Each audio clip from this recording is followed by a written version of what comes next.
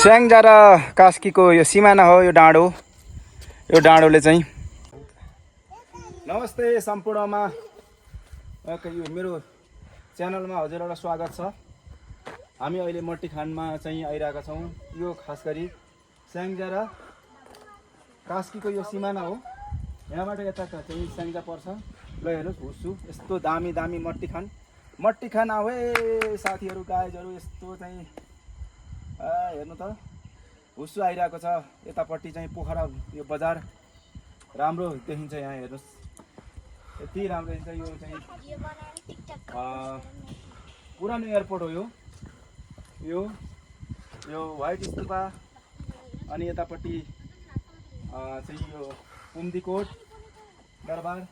अनि यतापट्टि अझै हेर्ने हो भने यो नयाँ एयरपोर्ट पनि हल्का देखिन्छ यहाँबाट। अझै माथि टावरबाट पनि हामी हेर्नेछौँ।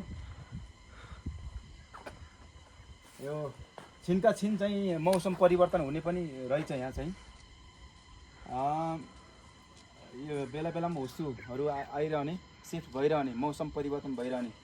यतापट्टि स्याङ्जा जिल्ला मेरो गृह जिल्ला यतापट्टि रहेको छ। अब माथि के रहेछ चाहिँ हामी चाहिँ जान्छौँ बिस्तारै। ल हेलो गाइजहरू, नमस्ते सम्पूर्णमा नमस्कार छ। यो मट्टीखानमा आइरहेको छु म। यो पोखराबाट 7 किलोमिटर माथि मट्टीखान डाँडा।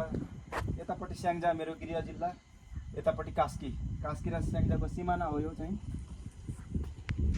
यता तल अलि तल देख्नु त भाइ यस्तो खत्रै छ है यार। यसो प्रकृतिसँग रमाउँदै एउटा बाँसुरी, लोकल बाँसुरी गाउँले पाराले चाहिँ बजाम भनेर हुस्सु लागिरहेछ। आहा अनि यस्तो गरेर यस्तो उता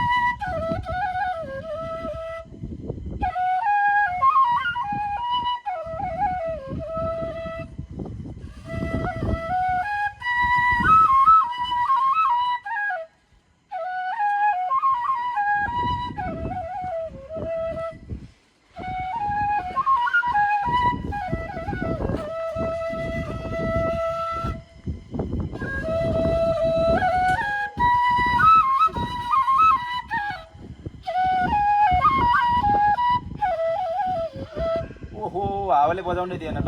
ल मन परेमा मेरो च्यानल चाहिँ लाइक सेयर सब्सक्राइब गरिदिनु होला। धेरै सबैलाई धन्यवाद छ।